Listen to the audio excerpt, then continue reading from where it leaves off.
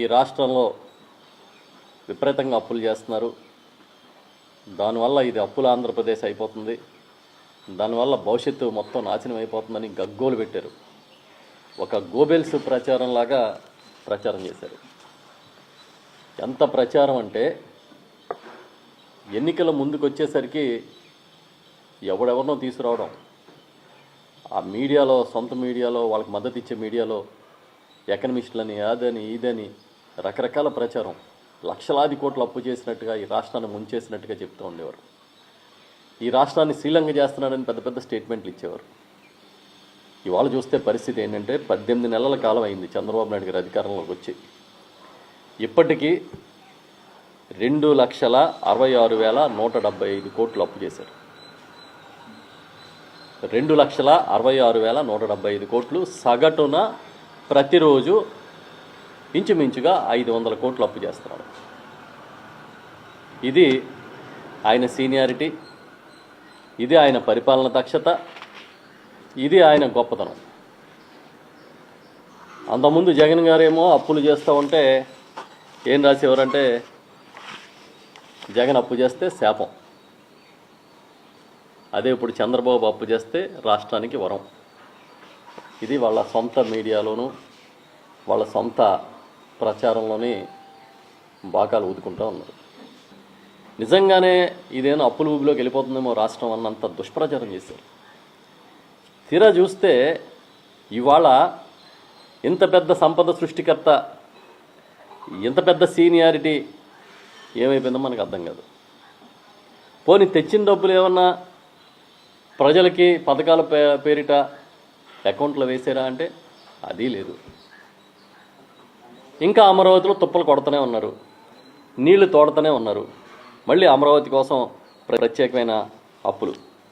ఈవేళ ఈరోజు ప్రత్యేకత ఏంటంటే మనం చాలా ఇంట్రెస్టింగ్గా మాట్లాడుకోవాలి. 5,490 కోట్ల రూపాయలు ఎక్సైజ్ బాండ్ల రూపంలో బాంబే స్టాక్ ఎక్స్చేంజ్ ద్వారా సమీకరిస్తున్నారు. అంటే భవిష్యత్తులో ఎక్సైజ్ ఆదాయాన్ని తాకట్టు పెట్టి ఈ 5,490 కోట్ల రూపాయలు అప్పు తీసుకొస్తారు. అది కూడా మనకు చాలా ఆశ్చర్యంగా ఉంటుంది. వడ్డీ ఎంతో తెలుసా మీకు? వడ్డీ రేటు 9.25%. అంటే ఇంచుమించుగా మనం మాట్లాడుకునే భాషలో 77 పైసలు. మామూలుగా మనం కారు లోన్ తీసుకుంటే, ప్రైవేట్ వాళ్ళు హౌసింగ్ లోన్ తీసుకుంటే 6 నుంచి 8% ఇస్తున్నారు. కానీ మన ప్రభుత్వానికి ఉన్న పరపతి, చంద్రబాబు నాయుడు గారు ప్రభుత్వానికి ఉన్న పరపతికి 9.25% వడ్డీకి అప్పు తెచ్చుకుంటున్నాం. ఇదే విధంగా గతంలో ఏపీ బెవరేజెస్ కార్పొరేషన్ ద్వారా అప్పు తీసుకురావాలన్న ఒక ప్రయత్నం జగన్మోహన్ రెడ్డి గారి ప్రభుత్వంలో జరిగితే అసలు ఏదో మహాపరాధం జరిగిపోయిందని, జగన్మోహన్ రెడ్డి గారికి పరిపాలనే చేత కాదన్నట్టుగా, అంతకు మించి చాలా దుర్మార్గం చేస్తున్నారని కేంద్రానికి లేఖలు రాశారు, కోర్టుల్లో కేసులు వేశారు, రకరకాల ప్రహసనాలన్నీ నడిపించారు. మరిప్పుడు మీరే విధంగా ఎఫ్ఆర్ఎంఏ నిబంధనలకి విరుద్ధంగా డబ్బులు తీసుకొస్తున్నారు. చంద్రబాబు నాయుడు గారి పరిపాలన కూడా సేమ్ అదే రాజ్యాంగం నడుస్తుందా? కొత్త రాజ్యాంగం ఏమైనా వచ్చిందా?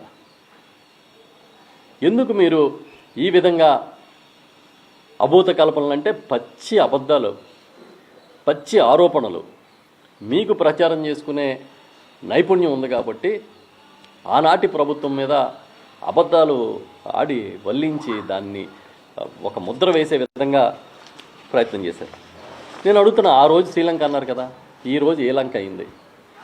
ఏదైనా మా కడిపి లంక అందంగా పూలతో, పూలు పళ్ళు మొక్కలతో పచ్చగా ఉంటుంది కదా, అలాగైనా కడిపి లంక కనబడుతుందా మీకు శ్రీలంక బదులు? ఏ లంక?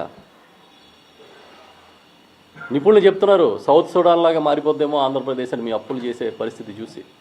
5 ఏళ్ల పాటు దుర్మార్గం, కాగు రిపోర్ట్స్ని, బడ్జెట్గా దేన్ని కాపీస్ని, ఇవన్నిటిని కూడా వక్రీకరించేయడమే.